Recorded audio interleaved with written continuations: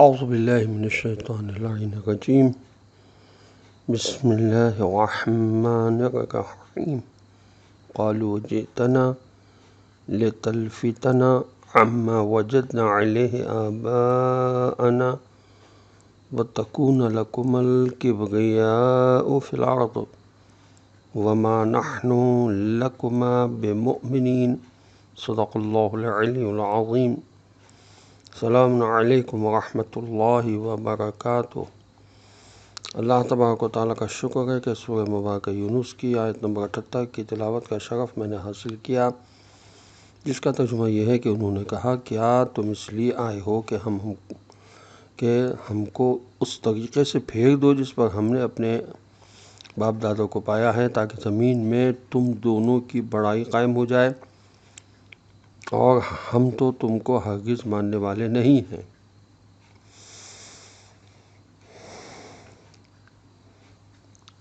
انبیاء کی اقوام نے اپنی تہمتوں کے سیلاب کا رخ پیغمبر کی طرف زیادہ تر رکھا ہے، اور وہ کھل کر کہتے تھے کہ اجئتنا لتلفتنا عما وجدنا علیہ آباءنا، کیا آپ ہمیں ہمارے آباء و اجداد و بزرگوں کے طور طریقے سے پھینک دینا چاہتے ہیں؟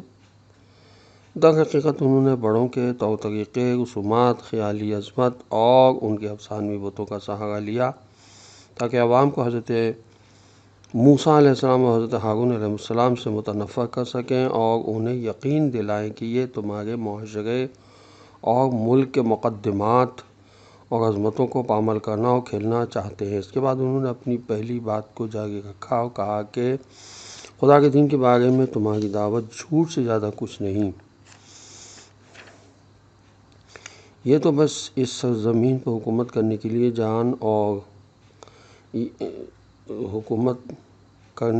جال اور خائنانہ سازش ہے، معاذ اللہ۔ یہ تفسیر نمونہ نے لکھا تھا، اور یہ حقیقت ہے کہ جب انسان کا تزکیہ نہ ہو چکا ہو تو انسان کے اندر قرب خدا کی طرف حرکت کا جذبہ ایجاد نہیں ہوتا۔ قرآن مجید کبھی تشویق کی زبان کا انتخاب کرتا ہے۔ بہت ساری آیات قرآن میں باغ، درخت، حور العین، دودھ، شہد کی نہروں وغیرہ کی طرف رغبت دلاتی ہیں۔ اس وجہ سے قرآن فرماتا ہے کہ اگر تو اپنے نفس کی دیکھ بھال اور حفاظت کرے اور اسے کمال تک پہنچائے تو یہ تمام نعمتیں اور میٹھے پھل تیرے انتظار میں رہیں گے۔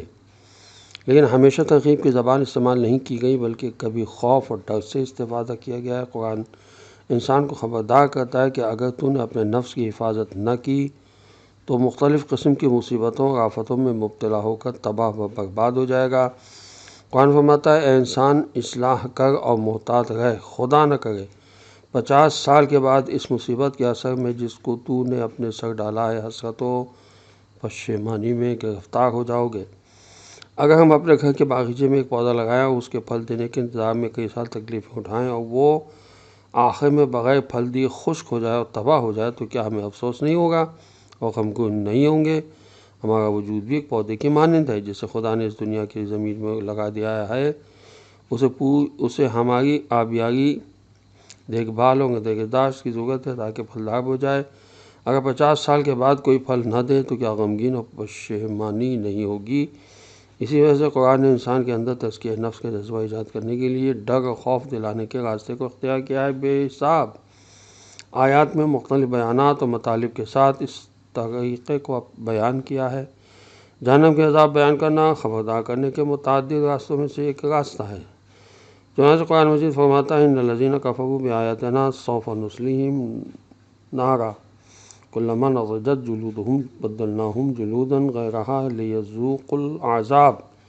سورہ نساء کی آیت نمبر 56 میں ارشاد ہوتا ہے، بہت جلدی ان لوگوں کو جہنمیوں نے ہماری آیت کا انکار کیا ہے، انہیں جلانے والی آگ میں ڈال دیں گے جو ان کی کھالوں کو جلا کر راکھ کر دے گی، پھر ہم ان کی جگہ دوسری کھالیں بدلیں گے تاکہ عذاب کے مزے چکھیں۔ ایک اور جگہ پر فرمایا،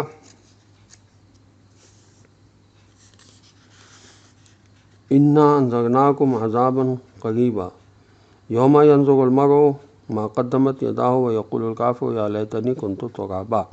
یہ آیت نمبر 40 ہے سورہ نساء کی کہ ہم نے تمہیں نزدیکی والے عذاب سے خبردار کیا ہے اس دن کہ اگر انسان جو کچھ اس نے اپنے ہاتھوں سے آگے بھیجا ہے دیکھ لے گا، اور کافی کہے گا اے کاش میں مٹی ہوتا۔